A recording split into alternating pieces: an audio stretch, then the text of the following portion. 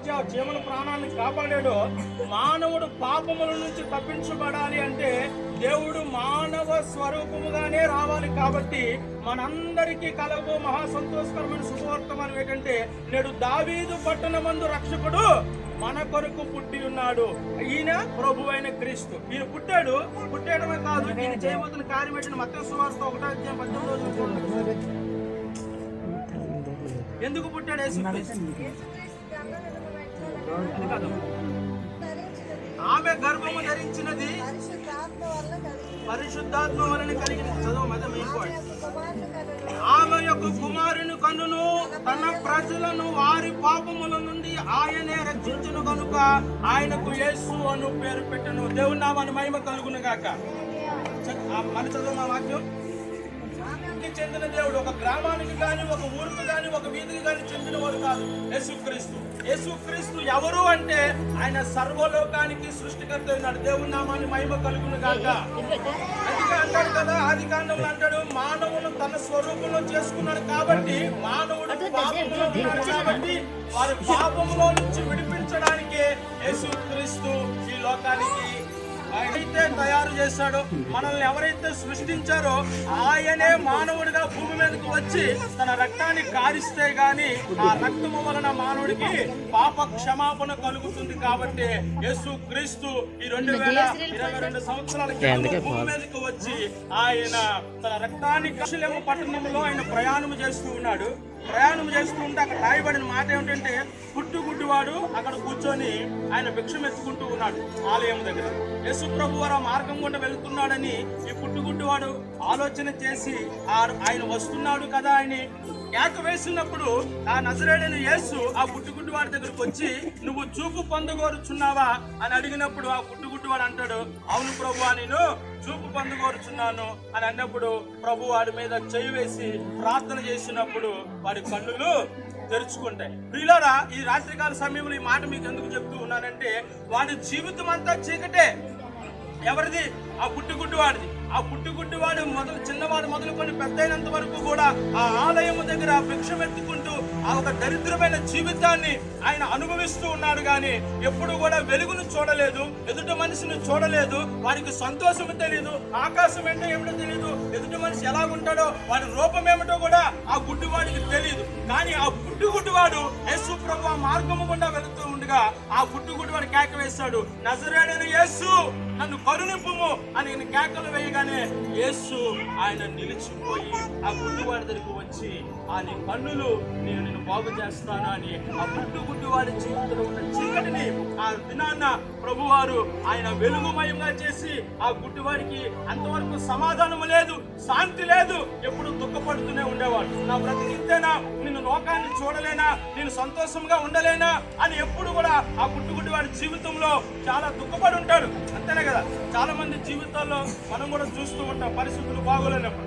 కానీ ఆ పుట్టుగుడ్డివాడు ఒక్కసారి యేసుని ఆశ్రయించాడు. యేసుని కేక వేద్దాం, యేసైనా బాగు చేస్తాడేమో అన్నప్పుడు ఆ పుట్టుగుడ్డివాడు కేక వేసేసరికి యేసు అక్కడ నిలబడి, నువ్వు చూపు పొందగోరుచున్నావా అన్నప్పుడు, అవును ప్రభువా, నేను చూపు పొందగోరుచున్నాను అందుకన్నప్పుడు చూపు పొందు అని ప్రభు వారి చేతులేసి ప్రార్థన చేసినప్పుడు ఆ పుట్టుగుడ్డివాడు కన్నులు వచ్చినట్లుగా మనం బైబిల్ లేఖనాల్లో చూస్తున్నాం. దేవుని నామమున మహిమ కలుగునుగా. యేసుక్రీస్తు లోకానికి ఎందుకు రక్షకుడు అంటే ఆయన మానవులను ప్రేమించాడు. ఈ రోజు అనకూడదు కానీ పిల్లల జీవితాల్లో కానీ మీరు చూసినట్లయితే, పిల్లలైతే తల్లిదండ్రుల మాట వినలేని పరిస్థితి.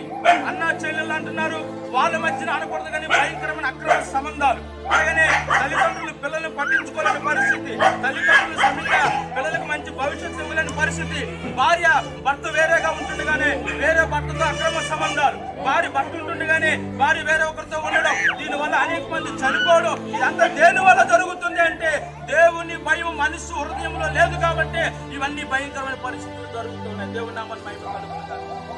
అదే నిజమైనగా దేవుణ్ణి నువ్వు ఆరాధిస్తే ప్రభు అంటూ ఉన్నాడు, నేను పరిశుద్ధుడును గనుక మీరు పరిశుద్ధులైండి పాపము జోలికి పోకుడి అని ప్రభు సెలవిచ్చాడు. కాబట్టి నేను ఒకప్పుడు ఒక జీవితంలో ప్రభుని ఎరగనప్పుడు నేను ఒకప్పుడు త్రాగుడులో ఉన్నాను, భయంకరమైన పరిస్థితులలో ఉన్నాను. యేసు మమ్మల్ని దర్శించాడు అనకూడదు. ఈ రోజు ఇంతమందికి మేము ఆ ప్రభు గురించి మేము చెప్పగలుగుతూ ఉన్నాం. దేవుని నామమున మహిమ కలుగును గాక. చాలా మంది అంటారు అందరూ ఒకటేనండి, అంటారు. అది ఎలాగవుతుంది? సాధ్యమా? కాదు. ప్రశాంతం ఉన్నాయి. సర్వ పాప పరిహారంతో రక్త ప్రోక్షణ రక్తం పరమాత్మైన బలిదాన బలియాగం సర్వ మానవుల నిమిత్తము రక్తము చిందించబడాలి. చిందించిన వారి రక్తం పరిశుద్ధుడై ఉండాలి. ఆ దేవుడే పరమాత్ముడే తనకు తానుగా బలైపోవాలి. బలైతేనే సృష్టికి ఒక విమోచన ఉంటది, సృష్టికి ఒక కారణం ఉంటది అని గ్రంథాలు చెబుతూ ఉన్నప్పుడు యేసుక్రీస్తు ప్రభువు వారు మానవులను ప్రేమించి ఆయన మనందరి కొరకు తన ప్రాణాన్ని పెట్టి మన కుటుంబాలను దీవించాలి అని, మన బిడ్డలను ఆశీర్వదించాలి ఆయన అనుకున్నాడు. కాబట్టి లోకానికి వచ్చాడు. ఒకసారి ఆయన ప్రేమను జ్ఞాపకం చేసుకోండి. ప్రభువా నువ్వు లేకపోతే మా జీవితాలు లేవు నాయన అనొచ్చు మీరు. ఒక దినాన్న నేనైనా మరణిస్తాను, ఎవరైనా మరణిస్తారు. కానీ మరణించిన పిల్లలు కాముగా ఉండాలి. ఒక 10 నిమిషాలు లేకపోతే కిందకి వెళ్ళిపోవచ్చు. ఒక 5 నిమిషాలు మాత్రమే. ప్రభు దగ్గర నిలబడే స్థలం ఒక రోజు వస్తుంది. అది మాత్రం మీరు జ్ఞాపకం చేసుకోండి. మీరు అనుకోవచ్చు మాకు ఎందుకంటే భోజనం పెట్టి పంపించేవచ్చు కదా అంటే, ఈ భోజనము తిని నీకు ఆ కడుపు ఒక అరగంట సేపు గంట సేపు నీకు కాస్తదేమో కానీ నేను చెప్పిన దేవుని మాట ఒక భయంకరమైన నరకముల నుండి నిన్ను విడిపించే శక్తివంతమైన మాట. ఒక దినాన ప్రభు ఎదుటి నిలబడాలి ప్రతి ఒక్కరూ కూడా. సృష్టిలో ఉన్న ప్రతి మానవుడు, ఆది నుంచి మరణించిన మానవుడు, ఇప్పటి వరకు మరణిస్తున్న మానవుడు, రాబోతున్న కాలంలో మరణిస్తున్న ప్రతి మానవుడు కూడా ఆ సృష్టికర్త ఎదుట మోకాళ్ళు వేసి నిలబడాలి. అప్పుడు అడుగుతాడు ప్రభు, ఏమి నువ్వు నన్ను గురించి తెలుసుకోలేదు అని నిన్ను అడుగుతాడు నా తమ్ముడు, నా అమ్మ, మా చెల్లి. అప్పుడు నువ్వు అనొచ్చు నాకెవరు చెప్పలేదు అన్నప్పుడు ప్రభు అంటాడు, ఇదిగో ఫలానా రోజున నా కూతురు, నా కుమార్తె మణి మీ అందరినీ పిలిచి భోజనాలు పెట్టి నా మాటలు మీకు ప్రకటించింది కదా, మీరు ఎందుకు నన్ను అంగీకరించలేదు, నా రక్తంలో మీరు ఎందుకు కడగబడలేదు అని ప్రభు మిమ్మల్ని అడిగినప్పుడు ప్రభు అంటాడు, నా రక్తముతో మీరు కడగబడలేదు కాబట్టి మీ నిమిత్తమే నేను ప్రార్థన, నీ నిమిత్తమే నేను ప్రాణము పెట్టి రక్తాన్ని కాల్చాను. ఆ రక్తములో మీరు కడగబడలేదు కాబట్టి మీకు స్వర్గములో పాలు లేదు, పరలోకములో ఉండడానికి స్థానము లేదు అని ఆయన నిత్య నరకములోనికి ఆయన చేతులతోటే నెట్టివేస్తాడు. ప్రియ తమ్ముడు, ఈ రోజు నీకు విసుగుగా ఉండొచ్చు, ఈ రోజు నీకు కొంచెం బాధగా ఉండొచ్చు, కానీ నేను చెప్తున్న ఈ మాట జీవము కలిగిన మాట, నేను ప్రకటిస్తున్న ఈ మాట నీకు చాలా ఉపయోగకరమైన మాట. ప్రేమతో చెప్తూ ఉన్నాను, యేసు లోక రక్షకుడు, ఆయన పరిశుద్ధుడు, ఆయన నీ కొరకు త్యాగము చేసుకొని ఆ విడిచిపెట్టకూడని వాక్యాన్ని వద్దనుకొని ఈ లోకానికి దరిద్రుడైన నిన్ను నన్ను ప్రేమించి ఆయన కలువరి శిలువల తన రక్తము ద్వారా నీకు క్షేమాన్ని కలుగు చేయడానికి ఆయన ప్రాణము పెట్టాడు. యవ్వనస్తులు ఉన్నారు ఇక్కడ. యవ్వనస్తులు యవ్వన కాలములో భయంకరమైన పరిస్థితుల్లో వెళ్ళిపోతూ ఉన్నారు, భయంకరమైన అక్రమ సంబంధాల్లో ఉండిపోతూ ఉన్నారు. కుటుంబాల్లో కన్నీరు, కుటుంబాల్లో వేదన, కుటుంబాల్లో సమాధానము లేదు. బిడ్డలకు తల్లిదండ్రులకు తెలియకుండా బిడ్డలు అపవిత్రమైన పనులు చేస్తూ ఉన్నారు. ప్రభువుకు తెలుసు ప్రతిదీ కూడా. దేవుడు అంటూ ఉన్నాడు, నేను పరిశుద్ధుడును గనుక మీరు పరిశుద్ధులై ఉండండి అని అంటూ ఉన్నాడు. ఈ మాటలు మీకు ఎంతో దీవెనకరము, ఈ మాటలు మీకు ఎంతో శ్రేష్టమైనవి. మీ కుటుంబాలను రక్షించుకునే మాటలు, మారు మనసు పొందే మాటలు. ప్రభు అంటాడు, ఇప్పుడైనా మీరు మారు మనసు పొంది రక్షణ భాగ్యం అనుభవించండి, ప్రభు వైపు తిరగండి, ఇదే రక్షణ దినము అని వాక్యం సెలవిస్తూ ఉంది. ప్రేమతో చెబుతూ ఉన్నాను, ప్రభువా బిడ్డలందరినీ మీరు దీవించండి నాయనా, నువ్వు లోక రక్షకుడు అని నాయనా మీరు మాట్లాడారు. ప్రతి బిడ్డను బట్టి మీకు వందనాలు, మీకు స్తోత్రాలు. చిన్న బిడ్డలు ఉన్నారు ప్రభువా, చిన్న బిడ్డలను మీరు దీవించండి, ఆశీర్వదించండి. వారి తల్లిదండ్రులను మీరు దీవించండి, వారి తల్లిదండ్రులు చేస్తున్న పనులను మీరు ఆశీర్వదించండి. మీరు పెద్దవారు అవుతూ ఉండగా ప్రభువా నీ దయగలిగిన హస్తము తోడుగా ఉంచండి. ఇదిగో దూర ప్రాంతము నుంచి తండ్రి, ఇదిగో నాయన కుటుంబాలను నాయన వచ్చి ఉన్నారు ప్రభువా, వాళ్ళందరినీ మీరు జ్ఞాపకం చేసుకోండి. వారి పంటలను, వారి పాడేలను మీరు దీవించండి నాయన, వారికి రక్షణ భాగ్యము మీరు కలుగు చేయండి. విత్తిన ప్రతి మాటను మీరు దీవించండి ప్రభువా, ఆశీర్వదించండి నాయన. మీకు వందనాలు, మీకు స్తోత్రాలు. యవన బిడ్డలు ఉన్నారు తండ్రి, యవన బిడ్డలను దర్శించండి, యవన బిడ్డలను దీవించండి నాయన. మీకు వందనాలు, మీకు స్తోత్రాలు నాయన.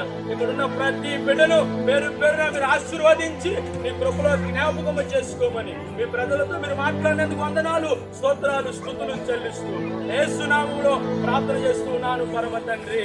ఆమేన్. యేసు రక్తమే జయం, సిలువ రక్తమే జయం. ప్రభు యేసు నామానికి సంపూర్ణ విజయం కలుగును గాక.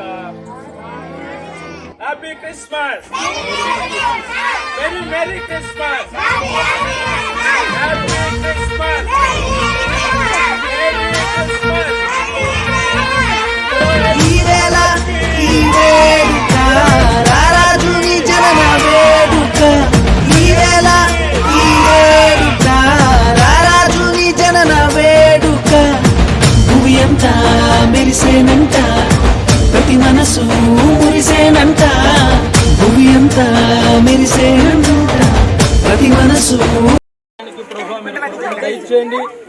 కుటుంబాన్ని ప్రత్యేకించి నీ సన్నిధిలో జ్ఞాపకం చేసుకుంటున్నాం ప్రభువా. మీరు దీవించండి నాయన, ఆశీర్వదించండి. ఇదిగో ప్రశాంత్ను బట్టి మీకు వందనాలు, అలాగే నాయన ఆనందుని బట్టి మీకు వందనాలు. ఇదిగో బ్రదర్ని బట్టి కూడా మీకు స్తోత్రాలు చెల్లిస్తున్నాను.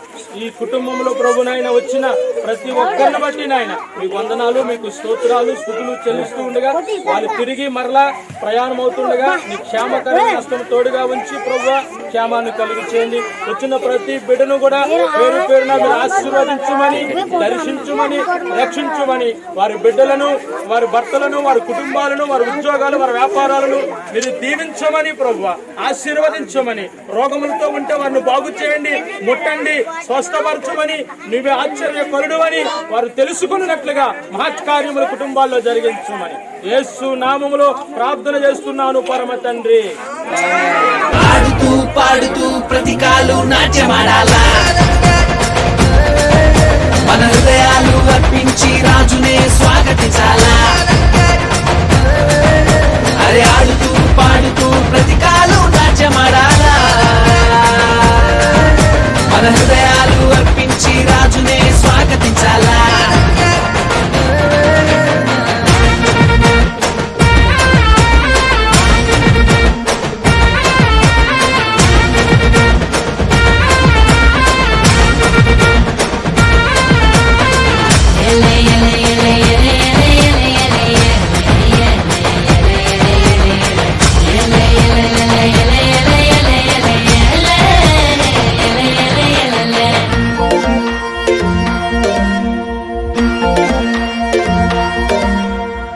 మందను కాచుకునే గొల్లల కంట ఆనాడు ఆ దూత కనబడనంట. మందను కాచుకునే గొల్లల కంట ఆనాడు ఆ దూత కనబడనంట. రక్షకుడే పుట్టాడని రక్షణ వార్త చెప్పేనంట. ఊరు వాడ మనము తిరిగి రక్షణ వార్త చెప్పాలంట. ఆడుతూ పాడుతూ ప్రతికాలు నాట్యమాడాలా, మన హృదయాలు అర్పించి రాజునే స్వాగతించాలా. అరే ఆడుతూ పాడుతూ ప్రతికాలు నాట్యమాడాలా, మన హృదయాలు అర్పించి రాజునే స్వాగతించాలా.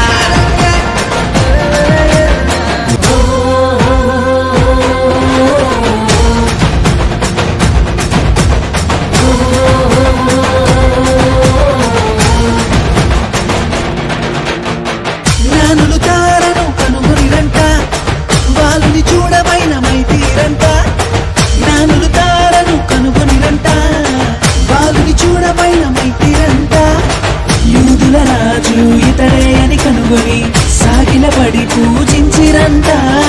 బంగారము సాంబ్రాణి గోళమర్పించి ఆనందగానాలు చేసిరంట. ఆడుతూ పాడుతూ ప్రతికాలు నాట్యమాడాలా,